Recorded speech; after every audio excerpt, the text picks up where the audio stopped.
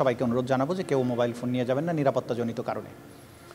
আসামিদের পক্ষে তাদের ফ্যামিলি মেম্বার যেহেতু সংখ্যায় অনেক, সেই কারণে অন্তত একজন করে যাতে ফ্যামিলি মেম্বার তার সাথে দেখা করতে পারেন সেই ব্যাপারে আমরা আশা করছি যে প্রশাসনের পক্ষ থেকে আমরা এটা বলে দেবো যে অন্তত একজন করে ফ্যামিলি মেম্বার যাতে দেখা করতে পারেন।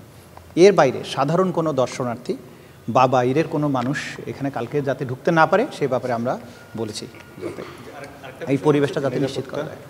নিরাপত্তার ব্যাপারে আইনশৃঙ্খলা রক্ষাকারী বাহিনীকে সেভাবে বলা হয়েছে, তারা যথাযথ প্রস্তুতি নিয়েছেন। থানার মামলা নিয়ে আমরা কনসার্ন না।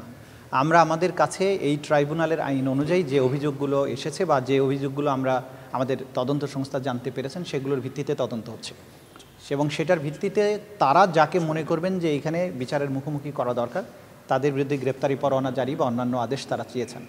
সুতরাং থানার মামলা কি হলো এটা আমাদের আপাতত বিবেচ্য বিষয় নয়। থানাতে যে সমস্ত মামলা হয়েছে সেগুলো যদি মানবতা বিরোধী অপরাধ হয়, সেটা যদি অপরাধের মানবতা বিরোধী অপরাধ হয় সেগুলো আমরা এখানে নিয়ে আসার যে প্রক্রিয়াটা সেটা আমরা আরও পরে শুরু করব, কারণ ওখানে অভিযোগ থাকা সত্ত্বেও আমাদের কাছে তো অভিযোগ আছে। কাজে থানার মামলাকে টেনে আনাটা এই মুহূর্তে জরুরি না আমাদের জন্য। আমাদের কাছে মোটা দাগে অভিযোগটা থাকলেই আমরা তদন্ত করতে পারবো। সুতরাং ওইখানে যা আছে সেইটার ব্যাপারে আরও পরবর্তী সময়ে আমরা সিদ্ধান্ত গ্রহণ করব। এটা আমাদের তদন্ত কার্যের উপরে কোনো প্রভাব বিস্তার করতে পারছে না। বিভিন্ন জনের মতামত নেওয়া হয়েছে, সেই মতামতের আলোকে এগুলো কম্পাইল করা হয়েছে। যখন সংশোধনী প্রকাশ হবে তখনই বুঝতে পারবেন। Thank you. না, অগ্রগতির ব্যাপারে আইনশৃঙ্খলা রক্ষাকারী বাহিনীকে প্রশ্ন করতে হবে, ওনারা জানবেন। আমাদের পক্ষ থেকে যেটা ফর্মাল রিকোয়েস্ট পাঠানো সেটা পাঠিয়েছি। এটা এক্সিকিউট করার জন্য যে আমাদের ইন্সপেক্টর জেনারেল অফ পুলিশ তার অফিস এটা করবেন এবং তারা যথাযথ ব্যবস্থা গ্রহণ করেছেন বলে আমরা জানতে পেরেছি।